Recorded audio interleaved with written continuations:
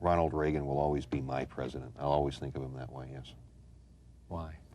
Because he won the war, the Cold War?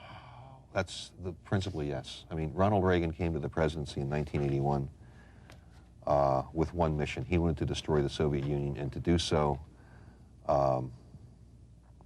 short of war, obviously, and he did that.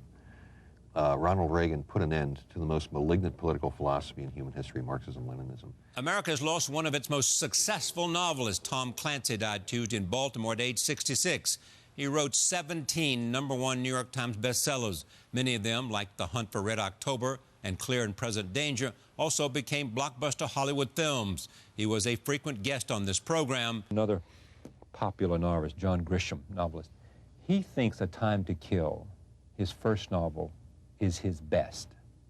You don't look at your novels that way, do you? Well, I like to think I've learned a little bit along the way. I mean, I started writing Red October in 1982, and it's 14 years later now, and I like to think I've gotten a little bit better. And that's interesting. How did you get better? I mean, how does one get better after one becomes sort of a master of the genre? You play golf, Charlie?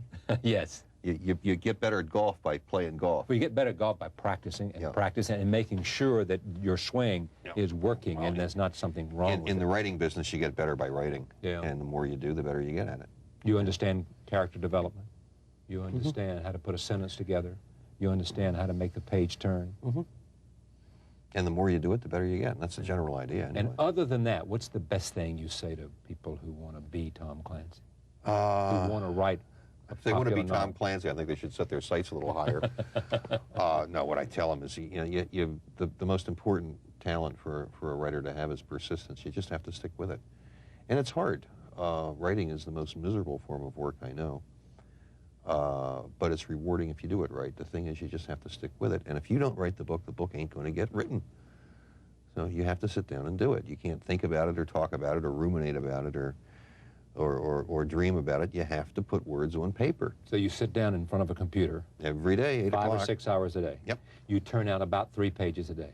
Oh, no, somewhat more than that. Anywhere from really? 10 pages to 30. It depends on how hot I'm going. And are there ever moments of writer's block for you? Now, writer's block is a technical term invented by the writing community for being lazy and not wanting to work today. I mean, everybody in Christendom at least once a week wakes up and says, I don't want to go to work today. Well, writers came up with an excuse called writer's block, saying, well, I just can't do any work today. Crap. You know, if you show up and you work happens. Why is it still hard for you? It's hard because I haven't found an easy way to do it, Charlie. I'm sorry, but I just haven't. Red Smith, the great sports writer, said that writing's easy. Just sit in front of a keyboard and open a vein. And that's as good a definition or description of the writing process as anyone has ever done. It's hard because it ain't easy. Yeah, but you can't. Did you have to write? I mean, did you feel like this is really what I want to do? You remember the first Alien movie with Sigourney Weaver? Yeah, I did. And what's the guy named John Hurd, I think, is one of the ship's officers, and he's impregnated with the alien. The thing explodes out of his chest and kills him in the process. Writing is kind of like that. The book is going to explode out of your chest, and it may kill you, but it's going to get out. And that's the way it was when you were selling insurance in Maryland. There was that book. I just decided one fine day in, I guess it was April or so of 1982, that I was going to write one and finish it, and I did, and that was A Hunt for Red October, and I got real lucky. Is the research part the most satisfying? Oh, it's an awful lot of fun. I mean, driving a tank is about the most fun you can have, with your clothes on. Really? But I mean, it doesn't take very long, and then you have to write a chapter about it, which is somewhat more difficult. How much do you learn? I mean, how much do you in the end know about the subject matters that you write about? A friend of mine retired from the FBI a couple of years ago, and his last job was as the SAC, the special agent in charge of a major field office. And I called down there one day, and he was on the phone with somebody else, and I was talking to a secretary, a gal named Nancy.